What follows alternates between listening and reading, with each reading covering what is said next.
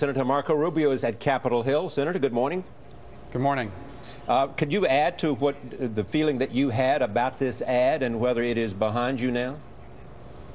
Well, very simple. I mean, I was just asked to comment on an ad that I heard on the air. I didn't think the ad was accurate. I didn't think the ad had a place in our campaign down there in Florida. You know, I think it's important to point out to people that Florida is not like some of these other states. Florida is a swing state. Whoever wins this nomination, whether it's Rick Santorum or Ron Paul or Mitt Romney or Newt Gingrich, is going to have to come back to Florida in the fall and win again. And what I want to make sure is that we don't have candidates out there saying things that we're going to have to come back later on and defend or clean up in the fall when we have to campaign in Florida. So I wouldn't characterize it as scolding. I was asked my opinion about an ad. I made my opinion. I think the Speaker Gingrich made the right decision. I've known Speaker Gingrich a long time. I'm an admirer of his. I think he made the right choice, and I think he has a very positive message to offer, not just Hispanics, by the way, but all Americans and all Floridians, and I encourage him to continue to do that, and I'm glad to see that he is.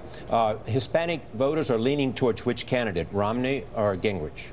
I don't know the answer to that. I'm not a pollster. I don't even follow the polls. You guys probably know better than I do. But let me just say this about Americans of Hispanic descent. Okay, obviously immigration is a very important issue. But I want, people should understand that for the vast majority of days of the year, you don't wake up in the morning and immediately start thinking about that. What's on people's minds is what's on your mind and my mind and everybody else's mind. And that is, how am I going to provide for my family? How am I going to give my kids the chance to do all the things that I myself could not do? That's the #1 issue. And what I encourage our candidates to do is to speak to that, and particularly as they are doing, I think, embrace the American free enterprise system, which has made us a nation where those dreams have been accomplished more than anywhere else in the world in the history of the world. And I think that's where we win. I think that's where we're different than President Obama and his party. You are also a very successful politician from the state of Florida with a career there. You know Floridians. You're also rumored to be a potential vice presidential candidate. So tell me where you think this race is today. You know Floridians. Close.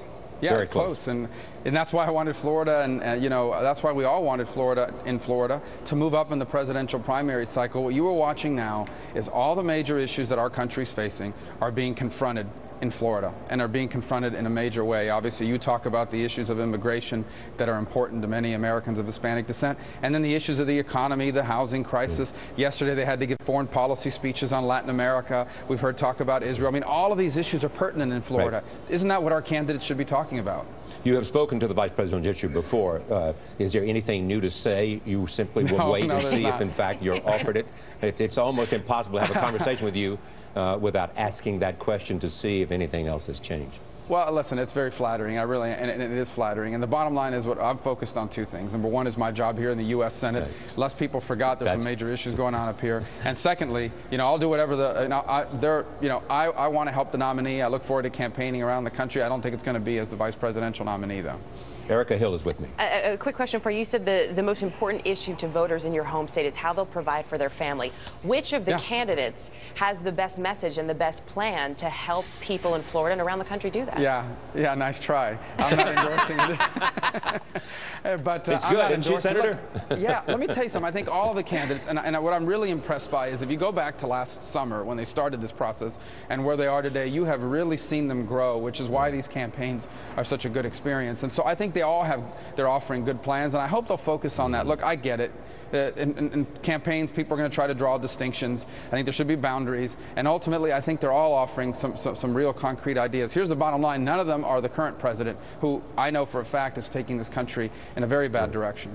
You have also called him, Senator, divisive. What is it about this president that you think is divisive? Did you see the State of the Union speech where he's basically... Indeed, and I saw him honoring the military of America and a lot of other things, saying we should be coming together. That doesn't seem to be divisive. Yeah, well, that part everyone agrees with. But what about the part that basically implies, and not just at the State of the Union, but consistently in his career, that the only way that some people in America can be better off is for other people to be worse off? Thank you. And that's not true to our heritage. We've got up against the clock. I hope you'll understand, and I hope you'll come back. Thanks so much. Absolutely. Thank you.